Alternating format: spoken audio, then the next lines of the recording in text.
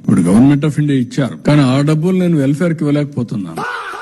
ముందు సంపాదించని లేకుంటే సంపాదించే మార్గం నాకు నేర్పించు, చెవులో చెప్పు, ఇమ్మీడియట్ గా ఇచ్చేస్తాను.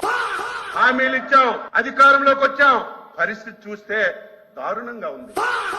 ఈ రోజు మీరు గాని మాట్లాడకుండా ప్రతి ఒక్క కపుల్, ప్రతి ఒక్క ఆడబిడ్డ ఇద్దరి కంటే ఎక్కువ పిల్లల్ని ఉత్పత్తి చేయాలి. అన్ని చేయాలంటే కూడా ఒకటేసారి మనం చేయలేం కదా, డబ్బులు కూడా ఉండాలి.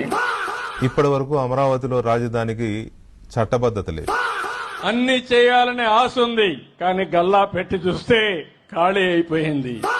45 ఏళ్ల సుదీర్ఘమైన అనుభవం ఉన్న 75 ఏళ్ల వ్యక్తిని పట్టుకుని నీ మీద కేసు నేను పట్టుకుని తన్నితే ఇది ఈ భాష మాట్లాడాడు. బట్ 6 సూపర్ 6 అయిపోయినాయి.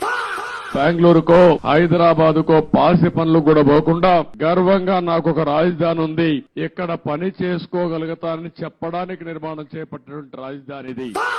ఈ రోజు P4 అంటే ఒకటే గుర్తు పెట్టుకోండి, ప్రజలను ప్రైవేటు వ్యక్తులకి పబ్లిక్ గానే ప్రభుత్వం తాకట్టు పెట్టడమే P4.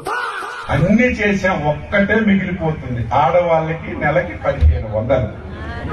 అది చెయ్యాలంటే ఆంధ్రాని అమ్మాలి, ఇంకా ఆలోచన చేస్తుంది. మైక్రోసాఫ్ట్ కంపెనీ తీసుకొచ్చాను, అందులో పనిచేసే నాదెళ్ల సత్య మైక్రోసాఫ్ట్ సీఈఓగా ఎంపికయ్యాడంటే అది మనం చూపించిన చొరవని మీ అందరికీ విజ్ఞప్తి చేస్తున్నా.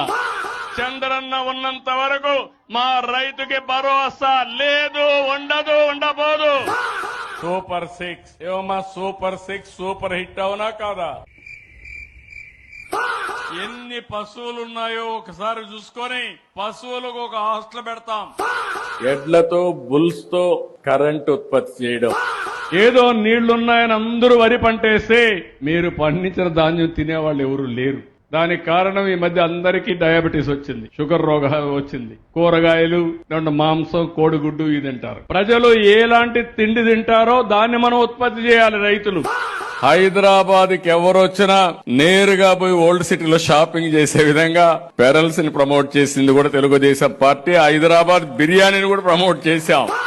అసెంబ్లీలో నాకు ఇప్పుడు కూడా జ్ఞాపకం, అసెంబ్లీ మొత్తం డెకరేట్ చేశా ఈ కండములు పెట్టి.